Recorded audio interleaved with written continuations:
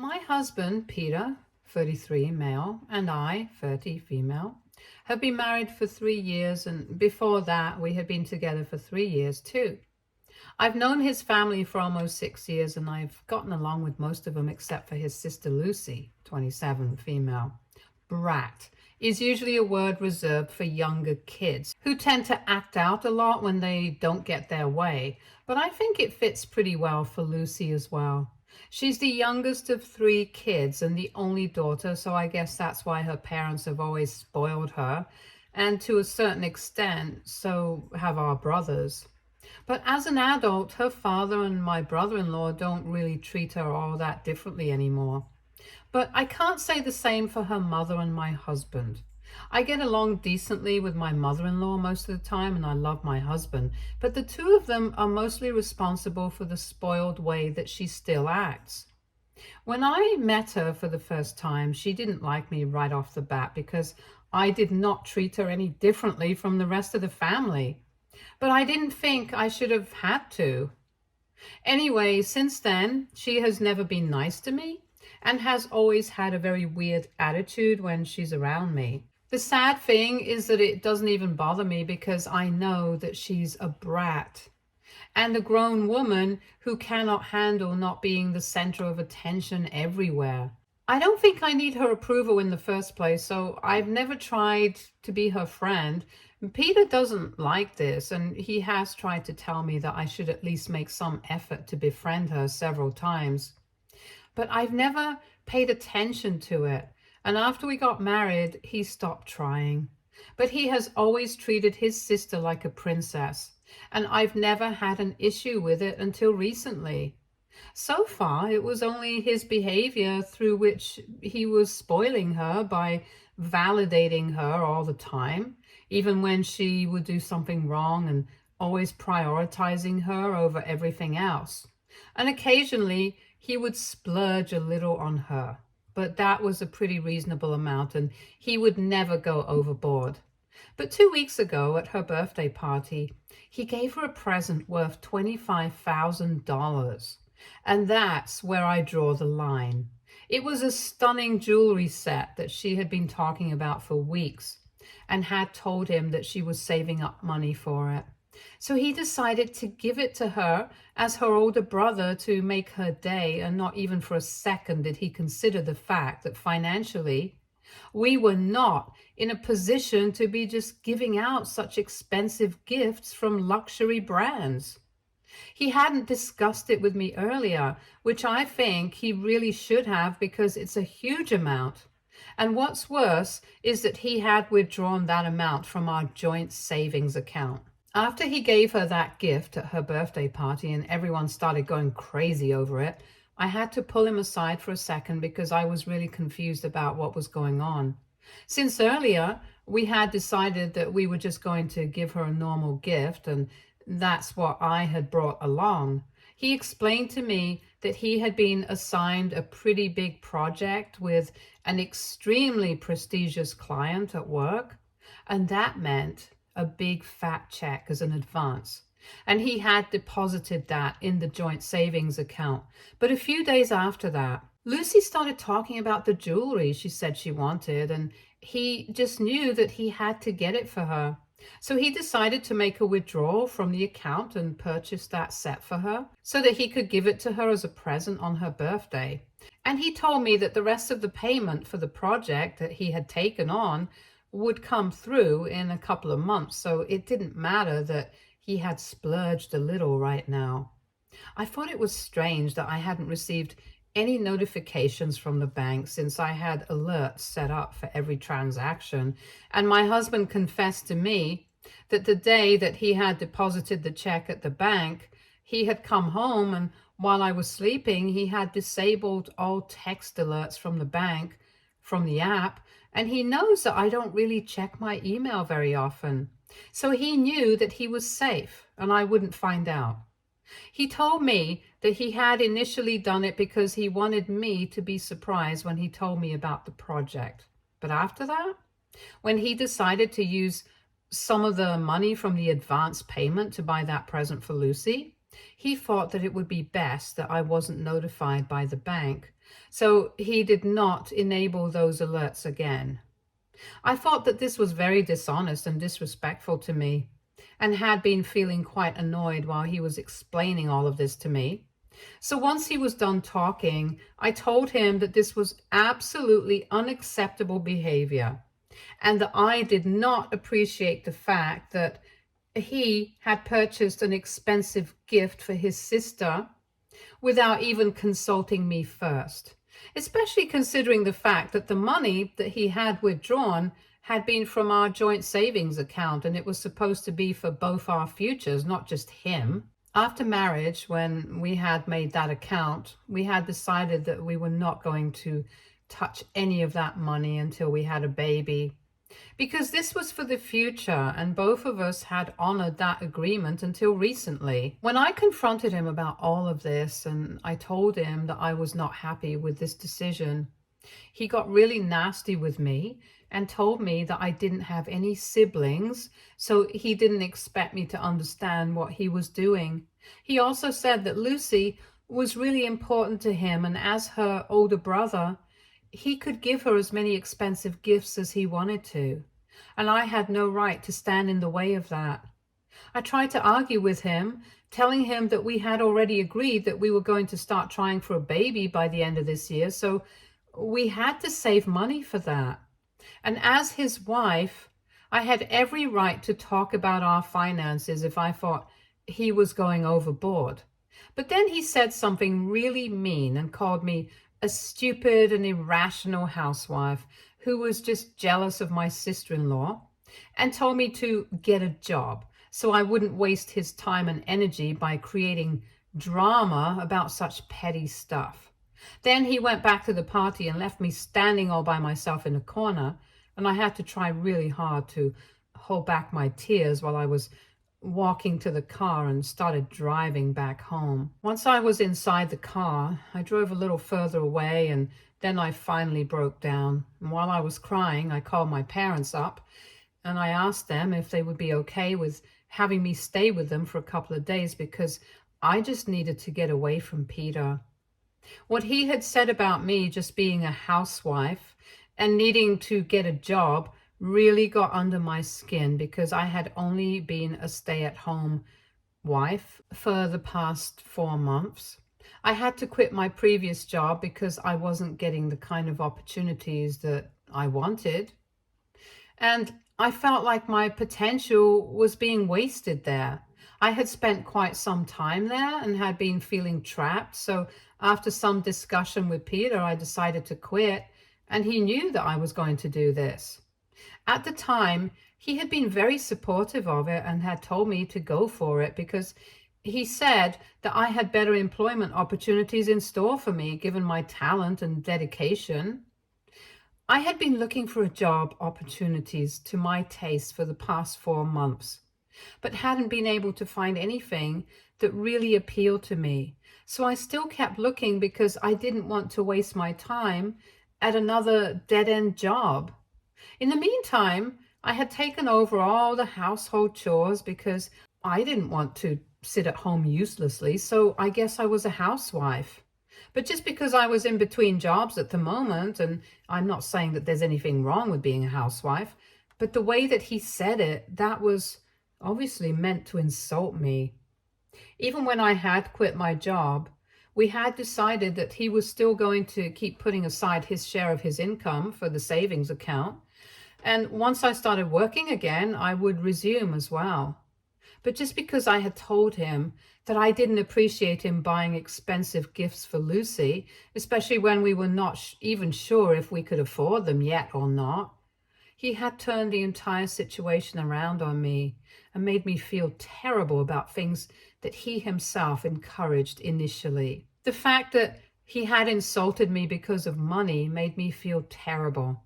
And after the party, I drove back home, packed some of my things, and moved in with my parents. Since then, I have been living here because he refuses to acknowledge that he did something wrong and apologizes for it. He had reached out to me the day after the party and told me that he really wanted to make this marriage work, but he's not going to apologize because he didn't think that he did anything wrong by giving his sister a gift. He also told me that the reason he had said all those things was because he was really annoyed with me, and he knew that he had taken things too far, but I had been the one provoking him on purpose, especially since I knew that his family was his weakness. But I just kept triggering him, but I didn't care. I told him that I was going to stand my ground and that I was not coming back home until he apologized. And since then, we had been arguing back and forth for quite some time. 2 weeks have passed since then, and I've been miserable. But at least my parents have been by my side. He hadn't even been here to see me. We had only been talking on the phone and through text. However, last evening, he showed up in person and told me that it was an emergency and that he absolutely needed to talk to me. My parents were not exactly happy to see him, but they still allowed him to enter, and we had a chat in the living room where he told me that I was right about everything and he had been a total jerk. So he had come to apologize to me for it and also to ask for my help because something happened at work, and now he needed to return all the money that he had received.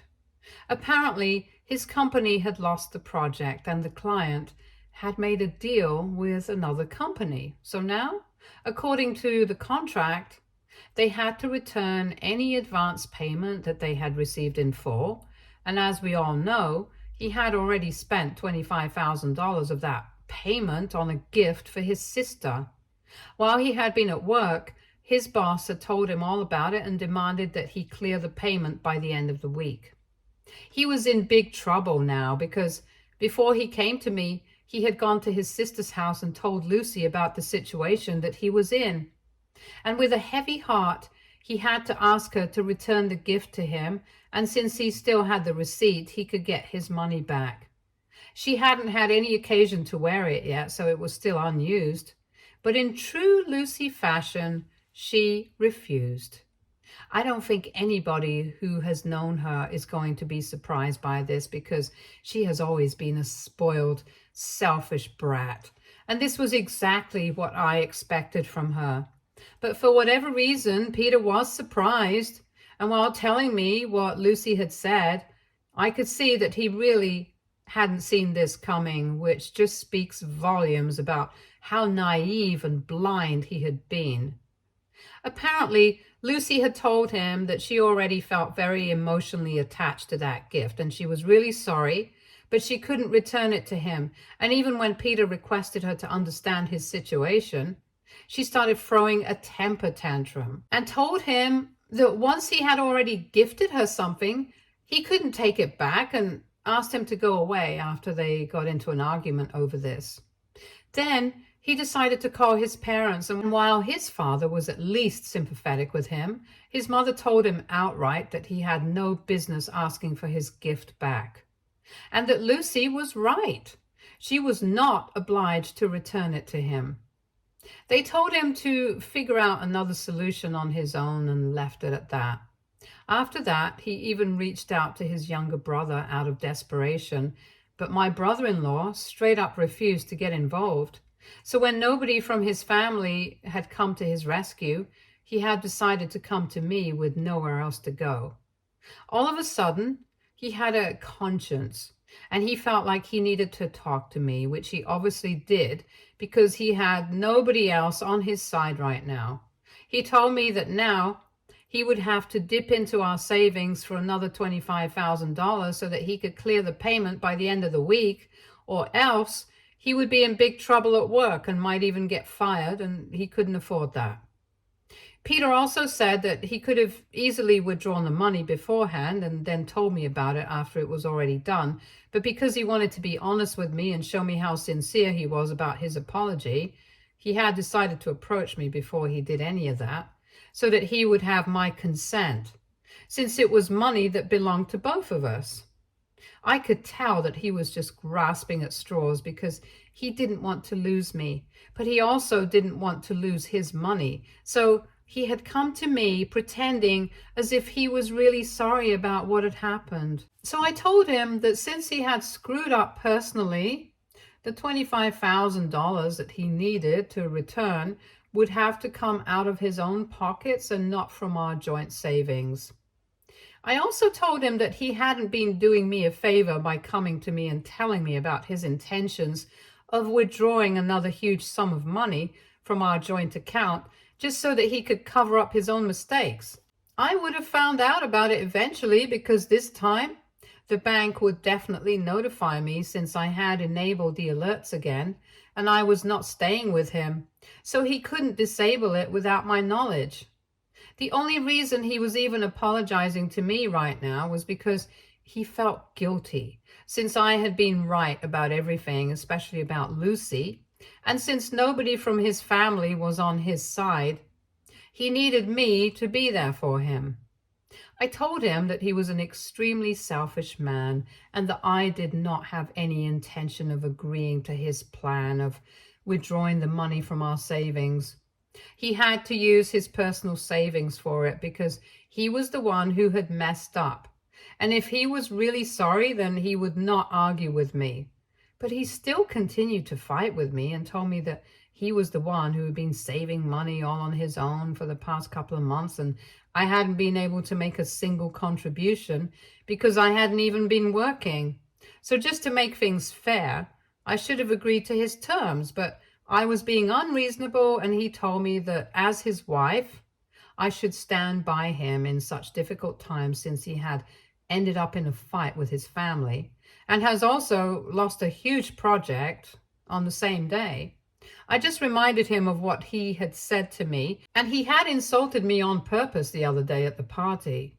And then I told him that I had behaved with him in the same way and put him down like that, and he wouldn't have thought twice before filing for a divorce, but at least I was still trying to make it work and giving him a chance to fix things because I loved him. And to defend himself, he couldn't come up with anything valid, so he just started yelling about how money isn't everything and that I should think about his feelings and his situation right now as well, instead of being just as selfish as his family.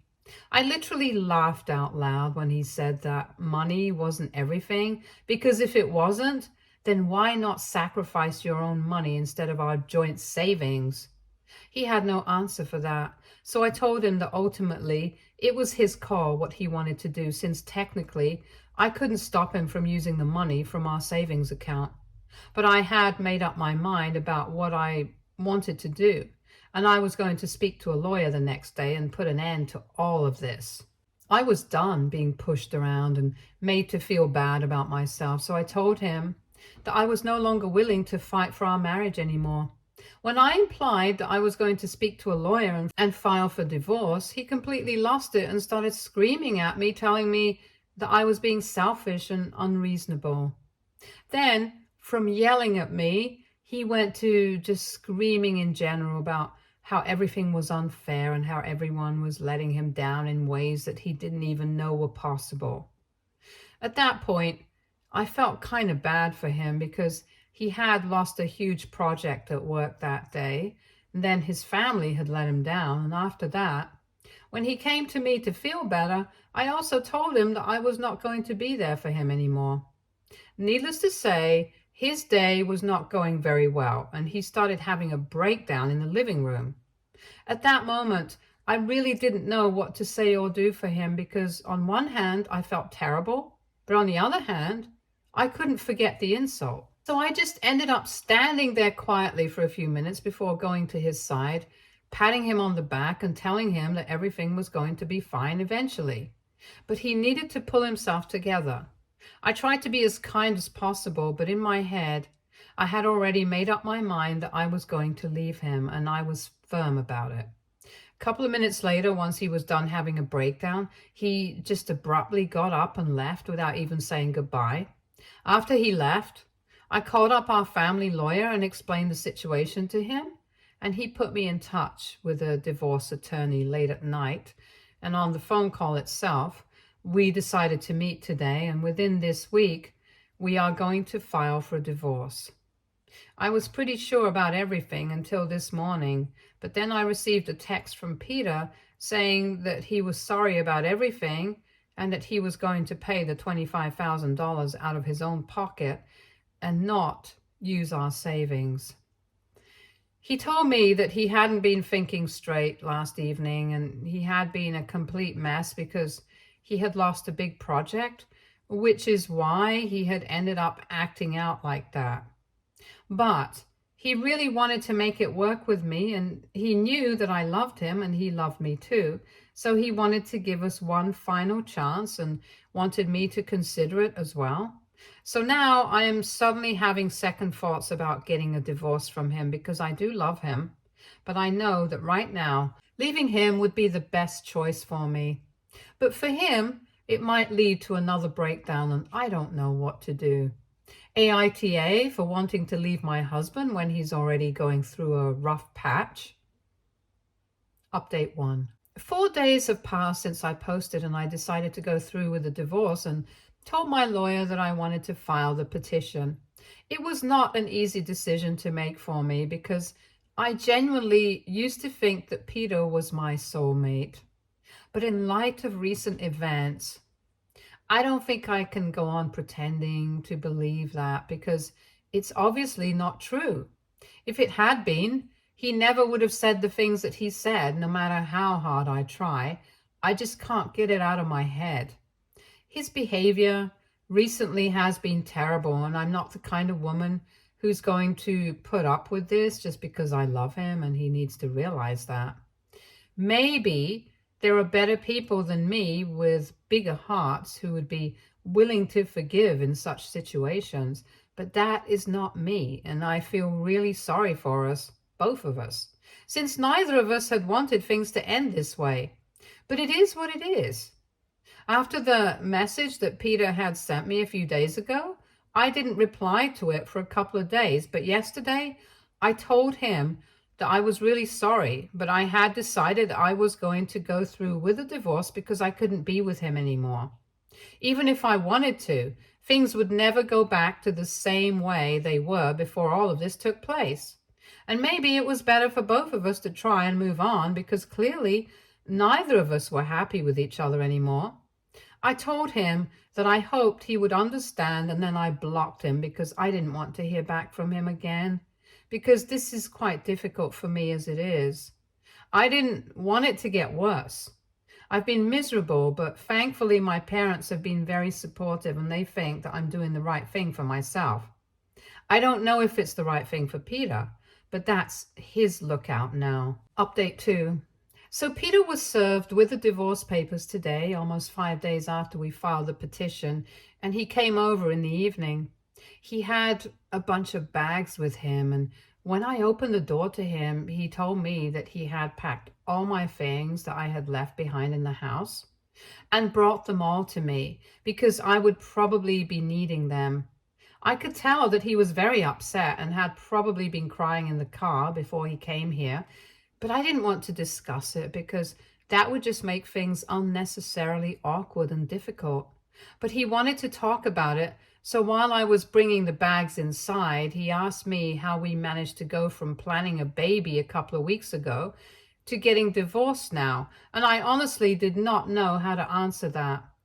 I still tried though, and I told him that he had been quite unkind to me, and by the time he realized that I was right, it was way too late for us to fix things. He tried telling me that it was not too late since the divorce had only been filed and it hadn't actually been finalized. We could still try couples counseling and try to make it work, but I shut it down instantly. For couples counseling to work, both of us would have to be willing to try and make it work, and I wasn't willing to do that anymore. I had kept my dignity and self-respect several times in the past, but I wasn't willing to do that anymore because at some point, you just start feeling like a pushover and a complete doormat. And just because I loved him, it did not give him the right to walk all over me and not expect me to stand up against it. So while it was really sad that we had gone from planning a family to getting a divorce in just a couple of months, I think it was for the best that we hadn't actually gotten pregnant, because that would have only complicated things even more. Then, once all the bags had been brought inside, I tried to wish him the best for the future and say goodbye to him, but he had already turned around and started to leave, so I ended up saying nothing and just shut the door after he left. I don't think he realizes that this is just as difficult for me as it is for him, and has only been thinking about himself, which I think is pretty selfish. It just makes me believe that I'm doing the right thing by getting a divorce, because if I had actually decided to have a baby with him, I'm pretty sure he would have been just as self-centered, and my personal life and mental health would have gone for a toss. I know that he was trying to kind of emotionally manipulate me into coming back by bringing up the topic of starting a family, believing that maybe that would make me reconsider everything, but it had the opposite effect. And now I'm even more determined to end this marriage as soon as possible. Update 3. So 2 months have passed since I filed for divorce, and today we finally managed to get it finalized. We don't really have a waiting period here in my state, so things were wrapped up relatively quickly. I'm very grateful for all the help from my lawyers to make the mediation sessions as easy and peaceful for me as possible, because I had been having a very hard time coming to terms with the divorce emotionally, and was on the verge of crying every time I would have to see him. As much as I want to deny it, I can't say that I don't love him anymore, but ultimately that didn't matter, because I think everyone knows that you need more than just love to make a marriage work. I know for a fact that even he loves me, because he handed me a letter today and told me to read it once I got home, and I did. In the letter, he basically just apologized for everything that he had put me through and told me that ideas served way better and he was too late to realize it. But now that he knew, he was going to try and become a better man, so maybe in the future, if I wanted to, then we could give this another shot, since he can't imagine his life with anybody else apart from me. He told me that he would love to be friends and at least be a part of my life in any capacity that he could, because he didn't want to completely lose me, but he would understand if I was not open to it right now. He just wanted me to keep an open mind and think about it for the future, and I guess I will do that. But right now, I need my space, and I need to be away from him to move on and heal. I'm hopeful that maybe sometime in the future, when circumstances are better and he's a changed man, that we might be able to make it work. But for now, I just want to focus on my new business and be free for a while. All our assets and money have been divided, and I'm pretty sad, but I'm trying to cope with it. I'm taking one day at a time, like most people have advised me to do, and I don't know how things are going to turn out in future, but I know that right now I have done what was best for me, and I'm going to try and not have any regrets. I'm going to start this new chapter of my life by channeling all my energy into my business, which I started because I hadn't been able to find anything that I liked in the job market. So I created a job for myself, and fingers crossed, life will go well now. Stay tuned for more stories from our girl relationships.